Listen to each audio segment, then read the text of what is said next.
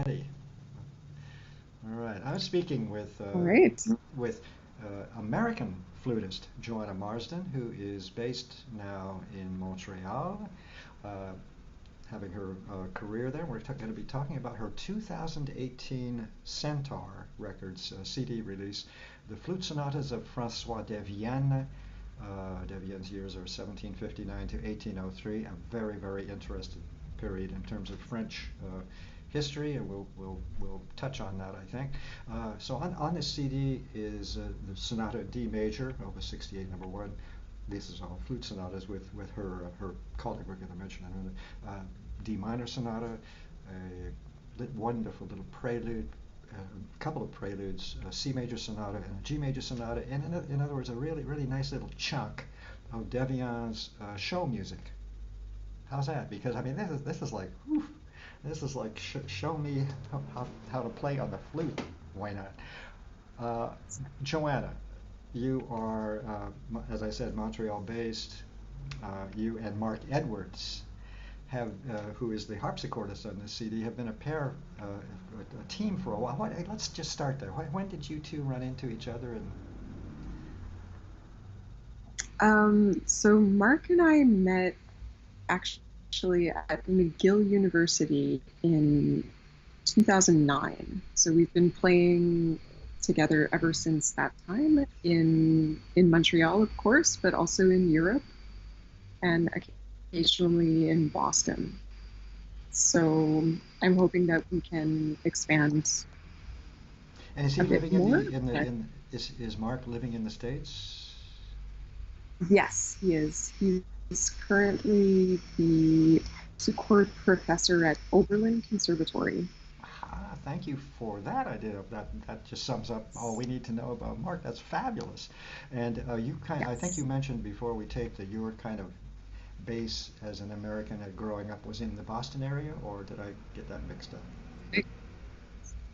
Yes, Yeah. in Lincoln, Massachusetts. Aha. Okay. And then we've talked about you have a doctor's degree, right? DMA. Let me just find you here. Have I just jumped you too far ahead? But that's okay. I just completed my DMUs at McGill as well. Um, and my area of focus was naturally French classical and romantic flute music, with a special focus on um, sort of the generation after Devienne. Just throw a ring into things so I don't see. Uh, what I'm so curious about is I'm I'm a musician. I'm a so-called conductor, retired, all that good stuff. So I kind of sort of know what I'm talking about, and I do know very well that in the Baroque period, ornamentation, French ornamentation, as opposed to German ornamentation and English ornamentation, they were just such completely different worlds, really, were they not? Or slap me down here if I'm incorrect. So I'm very curious in terms of performance practice in this period, Devienne's period, which would be what, right in the heart of the beginning of the classic period, the late. Where are we with Devienne in the 1750s, 1800? I think that we're square in the middle of the classical period. Um, at this time, the the national styles became much more merged. So there was a lot of traffic between different import centers in Europe. Haydn was extremely popular in Paris at the time. And so you can hear some of the humor of Haydn in some of these pieces. Very Mozart was subtle, somewhat less popular. very subtle humor, Yes, as was Haydn's. Very coy. it's very, I've used the word coy on it's more than one occasion. it can be quite witty music, but there's a lot of humor to it. So, And let me just help everybody but to understand that we have a little bit of a delay between us. It's just one of those things where the reception sometimes is not quite so good. So we will each help each other by giving space. But just so folks know, we're just having a little bit of reception trouble. And I just saw that you, at the time of this CD, by the way, you were finishing your doctorate. Yeah, so it's now done, huh? Yes, it's complete now. So, Now what? um, Drop the other shoe. um, I think I'm trying to develop um, resume as a teacher um, through master classes and workshops. I recently gave a 1 week long workshop on Baroque performing practice while I was artist in residence at the San Miguel Chamber Festival in San Miguel de Allende in Mexico this summer. Nice. So that was a really wonderful experience because we had such advanced students. Fabulous. While we're on the subject, Um, why don't we and discuss, sorry, why don't we discuss the instrument that you use on this instrument, on this CD? Because it's so unique, and you can hear, and as you mentioned in your program notes, just the difficulty of achieving certain half steps. For example, just playing chromatically the half holes and so on, which I can hear very clearly. I think, am I all wet here or not? And it's tough. It must be very yes, hard. So tell me about the instrument you use on this CD.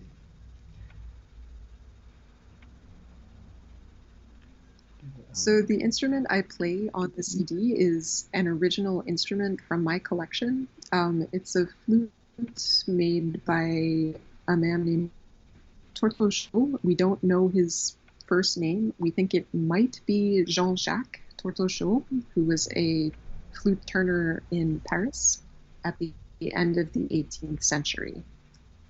So, to give you an idea of the rarity of this flute, there are three extant original flutes by this maker, and I have one of them. This is the And the other, Stradivari of another, flutes, yeah?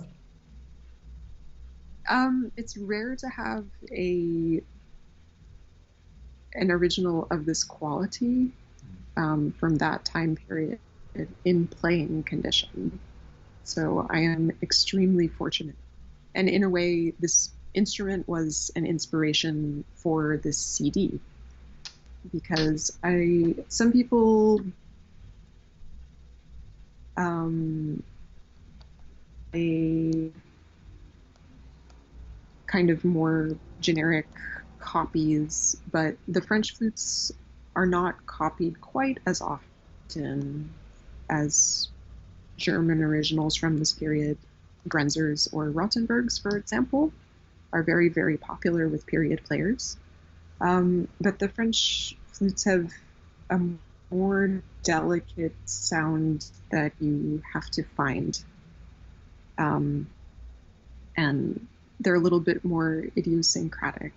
The tuning is very specific. That was so And discreetly put. yeah, thank you. All right, let me talk to you about what I But heard. Let me speak to it's what a, I heard. Uh, it's, sorry oh, to excuse me. sorry to interrupt again. Again, it's just a little delay problem. But here's what I heard. Oop, I got to fix something real very quickly. What I heard was clearly an authentic instrument, and it's because the tone quality is so interesting. I presume it's wood. Yes. It's made of ebony, Yeah. yes. And also the tone, because you don't use vibrato, which is performance practice, I presume. Yeah. Yes, I aim to not use a lot of vibrato. Sometimes a bit slips in here and there A little bit, because we're yes. human. I heard that in the C major sonata, for example, just a little bit of that kind of warmth.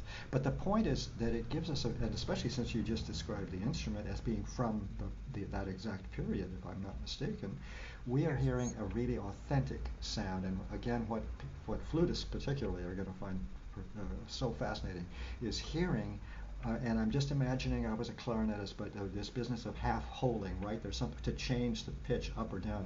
Can you want to talk about that a little bit and how Yes. rough that is when you're trying to also, fill the other holes with your fingers, if you get my drift? Well, I try not to think of it as rough. Um, I think of it as um, more that Devienne really stretched the limits of his context. So his virtuosity was written perfectly well for the one-keyed flute. Devienne is a sort of fascinating character because he was very conservative at the time. Um, he preferred the one-keyed flute, even though there were flutes available with 4, 5, or 6 keys. Um, these added keys help to make the sound more homogeneous, make different tonalities like F major or B flat major sound stronger. But Devienne thought that this was against the character of the flutes and preferred to play the old style of instruments. And Very, so, in very comparison, interesting. Yeah. yes, he's a fascinating figure. And we spoke earlier about Devienne uh, living in Paris. He was one of the first flute professors at the Conservatoire after the First Republic, and as the French Conservatoire was founded after the Revolution. And again, these pieces on this CD are you've chosen them quite deliberately, I believe, or are they, or is his entire oeuvre that way in terms of what I'm speaking of is all the bravura embellishment, and I presume most of that's written. You tell us a little bit about how you chose this particular set of sonatas. Um, so my system was quite arbitrary. I played every sonata by Devienne, and then I took careful notes on which ones I liked and why, and I tried to find the most contrast I could within his language. So I ended up choosing 2 sonatas from one of his most popular opuses, Opus 68, which was printed many times. I think at least 5 or 6 times during his life, which is unusual. Very popular they were. And I chose sonatas from the what is called the Cinquième Livre, the 5th book of sonatas. So there are 2 copies of this set of sonatas. One is in France and one is at the Library of Congress. And these are very extended works. The D major sonata and the G major sonata, which ends the CD, were both taken from this book. And another, I believe, comes from Opus 58, which is the E minor sonata, which is a very popular work. How come they wound up? I hope I'm not going to lead us astray conversationally, but I wonder how come one edition wound up in the Library of Congress. And you know what came to mind? Jefferson. Is there any possibility Thomas Jefferson played some of these sonatas? Would he have been that popular, Devienne? I'm not sure that Thomas Jefferson knew these pieces. I don't know the provenance of this exact book, but I know that it is in the Dayton Miller collection, and he was a very avid collector of antique flutes and flute music.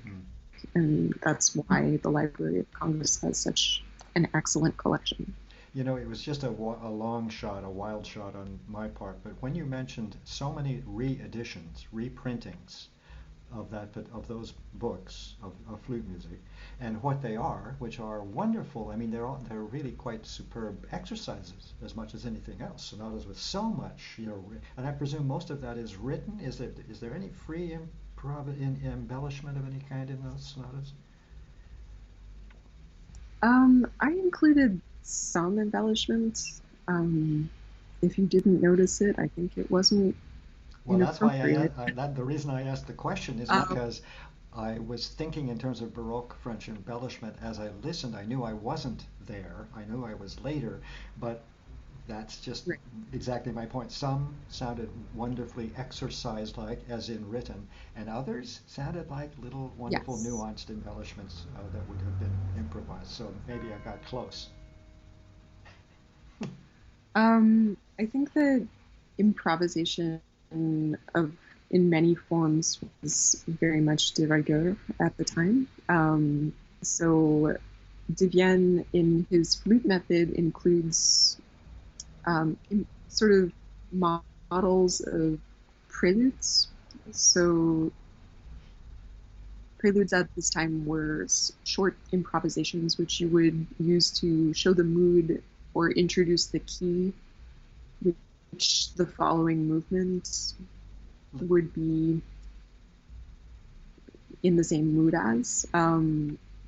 So in the CD, I included just 2 preludes, but in Devienne's book, he includes actually a prelude before each movement of the sonata.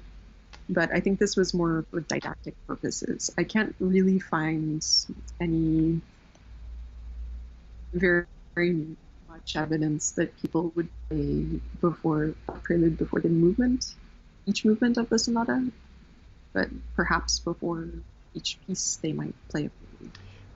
But I think Devienne includes so many just to have more contrast. And also, just to bring this up, we spoke a little bit before recording. This threw me. I had not experienced this idea before, and it reminds me of singing the plain chant before breaking into a psalm or chorale.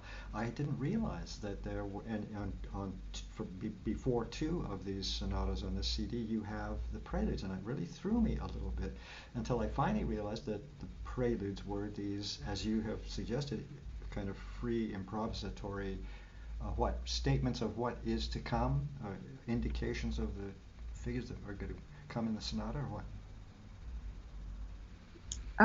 I think in some cases, I don't think that they were typically thematically linked to the sonata which would follow, but it might be linked in the mood, or it could be a simple caprice, just something flashy that you would say, look, something beautiful for the sonata. And is this unique to Devienne, or is this kind of a style of the way the French? I'm so surprised by these little preludes, free form preludes. So the prelude is a very important genre during the 18th century, and perhaps even into the 17th century. There's a wonderful book of preludes by the man who's credited with inventing the Baroque flute, Jacques Martin. It's called The Art of Preluding. And so he gives preludes in basically all of the keys that you could play reasonably well on the Baroque flute of the time. And they're very inventive and charming. So so they were a given that this was the ideas, and so even books of preludes were offered as an idea. If you wish a little something, it's like a meal or something. It's a little something before the sonata. Yeah, So, oui, je comprends. Let's see. Here's what part of me hates asking these questions, and yet I know people are always interested. Okay, let's do a little backstory. Be patient, everyone. I know I do this all the time, but it's sort of like, because it is unique, any art form. It's like when did a kid find a brush and begin painting? It's fascinating. I want to know your history of flute, and then when did it shift into what I presume is kind of a specialty of performance practice, especially in the French genre. so my mother might correct me. I think I began playing the flute when I was 7, possibly 6. My first flute teacher was Trix Kaut. So if she's listening, thank you. And I had wonderful teachers when I was growing up. Another favorite teacher was Carol Epple, in the Boston area as well. She's also a wonderful person. He is still teaching and playing, and But when did you say, this is it? When did you say, you know? Sorry? When did you say, you know, this thing, this flute, this is going to be it. This will be my life. Um, I think I well through my bachelor degree at Vassar before I decided I'm going to do this on purpose. I had always played in orchestra and enjoyed it, and taken flute lessons and played chamber music and loved it. But I think I didn't really know until I had worked a bit Makes sense. and You know, in other words, yes, you know what you know what, sorry again about the thing, it's hard to kind of break in, but you know what my impression of is of you? Very thoughtful. And what you have just described is a very thoughtful approach to that fateful decision that finally says, you know, okay, I'm now getting, you know, I'm approaching my bachelor's degree. This might work. Boom, off you go. Yeah. yeah. So here we are. Yeah. And when did you move to Montreal? And oh, I hope you didn't hear that. Something fell. When did you move to Montreal? How many years have you been in Montreal? So I first moved to Montreal in 2008 to do a master's degree in Baroque Flute at McGill. And then I moved to the Netherlands to continue studies at the Royal Conservatory of The Hague, which is a magnet for early music. And I was lucky to study with Gilbert Hasselset mainly there, A master. and Jed Wentz, and also Bartold Kepl. So really the finest flute players in this genre. And Kate Clark as well, who is a wonderful, wonderful teacher. Um, and then I eventually returned to Montreal and decided to do a DUs at McGill as well. So McGill has treated you well. That's interesting, getting your master's and your PhD Yes, at it's a wonderful institution. Um, I would highly recommend it, and I do. well, there you go, brownie points. Uh, what let's see. Let me see. I'm just about out of questions to tell you the truth. I'll ask you in a minute about the future. And what I mean by that is, you have only just scraped the surface. There are a slug of flute concerti. And by the way, we want to mention that Devienne not only was, I think I may have mentioned it earlier, but not only was one of 14 kids. Imagine that time, but also played flute and bassoon fluently, and cranked out tons of sonatas for both instruments and concerti for both instruments. In fact, while I'm here, let's ask the question. I realize that you're exhausted. you have you have finished the PhD, the doctorate. You have put out a CD in 2018. You have done it all, and you're still, I presume, I hope I don't get in trouble here, but you know things are still a little bit floating. You know, as you see what the immediate future is going to bring. Do you have in the back of your mind staying with Devienne, having a good look like a couple more CDs, or have you other interests? Of course you do. Uh, I think I had always been thinking of Devienne as sort of the beginning. I'd like to explore um, the really the French flute school, which was before Paul Taffanel, but through the lens of period instruments. I think that there are many people. Well, I think Toulouse music is wonderful and charming and magical. Um, but we lose a lot of the color when we play on modern flute because everything's homogeneous, everything's normalized.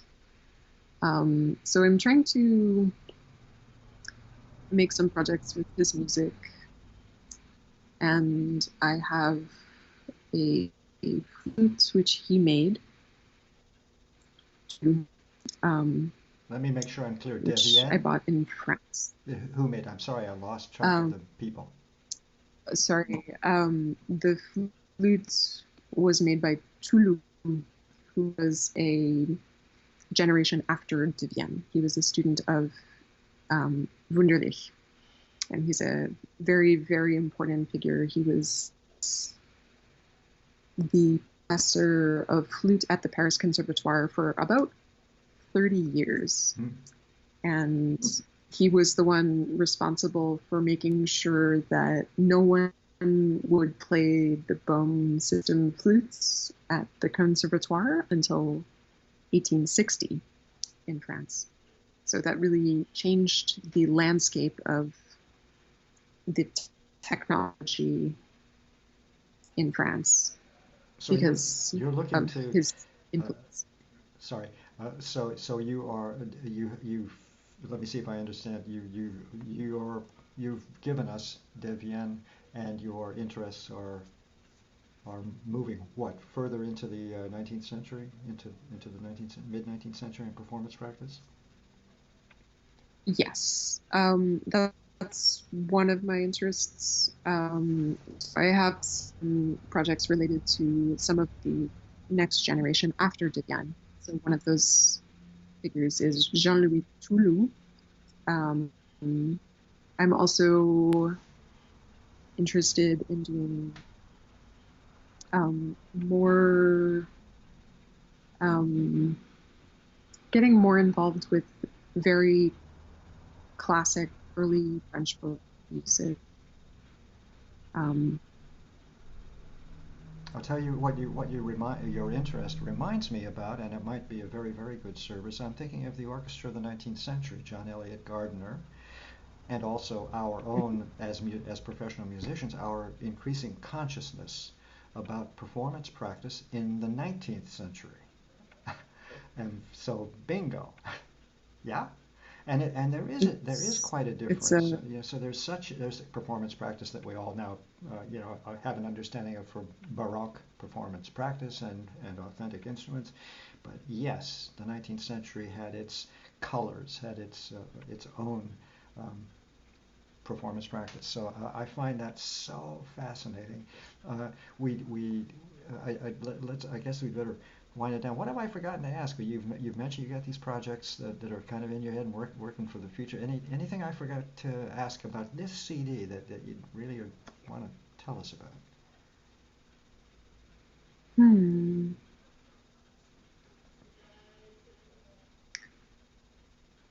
trying to think. Um, well, Thoughtful. it's always a great joy to work with Mark. Um, he's a wonderful collaborator and a wonderful friend.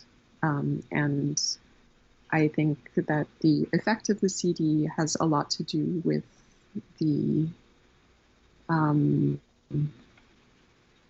the collaborative nature of the playing.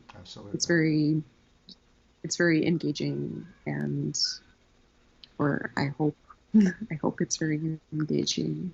I'm so glad you mentioned And I Mark and collaborative process. It is crucial, especially in chamber music, and I was so impressed. This is not this the instrument I'm speaking of harpsichord is not easy, particularly in a collaborative manner. If you get my drift, you have to kind of anticipate by a nano fraction of a second for some of those wonderful chords that fall perfectly with the flute, and he's just superb. And I do have one other question that this brought up. We've discussed the sort of soft tone of this particular flute on the CD. I hope I'm describing it somewhat accurately.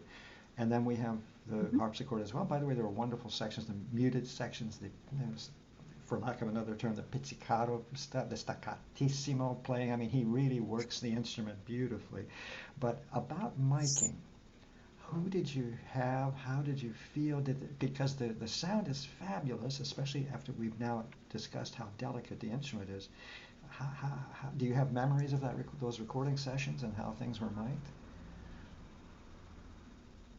I think I have photos of the recording sessions. I think what I would say is that we were extremely fortunate to work with a wonderful sound engineer, Jeremy Touche. Um, he's some sort of magician, but he really knows how to find a very live sound, which is also warm so that you can hear the articulation and also the effect. So it's a very difficult thing that he does, and I think Jeremy also deserves a huge amount of credit for the sound of this recording.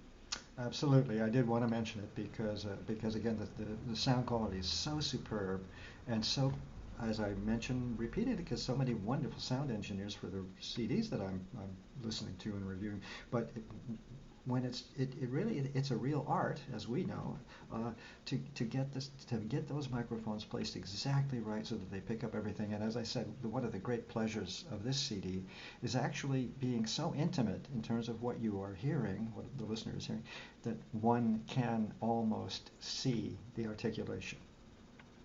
You know, you can almost see. I kept wondering which finger is doing that half hole thing to give us the chromatic stuff like that. So it's absolutely a wonderful recording achievement as well. Okay, I guess we'd better wind it down. I have had a great conversation in Canada. Thanks so much. In Montreal with flutist Joanna Marsden. This is about her CD 2018 Centaur CD. This will all go up at Performing Arts Review. By the way, send me those JPEGs of the recording sessions if you can find them, so I can run them down the side of the review. The flute sonatas of François Devienne, years are 1759, 1803. Really a fascinating man and a virtuoso. These are wonderful virtuosi pieces played on a period flute, period harpsichord. Everything is wonderful. And let me make sure that we give credit, excuse me, to you know, give me your pianist's name. I'm so sorry. My harpsichordist's name is Mark Edwards. Mark Edwards, thanks so much. Usually I can find it, and I would have spent time running down this page. Sure. Mark Edwards, who, as we have just discussed, a superb job, and the two of you are a duo. I'll put your website up, yeah, and the CD is available for purchase. We'll get that done. But what a beautiful period recording. For flutists, many flutists out there, professional flutists, these are just virtuoso little, I want to say, I hope without offense, kind of puff pieces. They're wonderful sonatas full of all kinds of bravura exercise, if you will, for the flutist to demonstrate the skill of the instrument and expertise of the instrument. Joanna, thanks very much for giving me some time. It's got to be late in Montreal at this point. Absolutely. Well, it's been a great pleasure to speak with you. Thank you. Bye-bye.